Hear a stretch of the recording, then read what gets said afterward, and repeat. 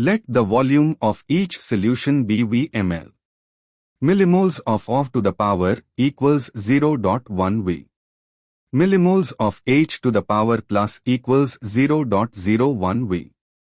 The H to the power plus neutralize an equal amount of O to the power.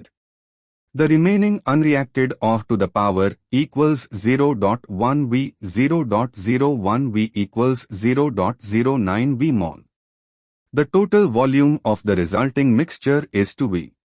The final concentration, O to the power, equals 0.09 V over 2 V equals 0.045 m equals 4.5 times 10 to the power minus 2 m. The pOH equals log 4.5 times 10 to the power minus 2 equals 2 log 4.5 equals to 0.65 equals 1.35. The resulting pH equals 14, pOH equals 14, 1.35 equals 12.65. The answer is C.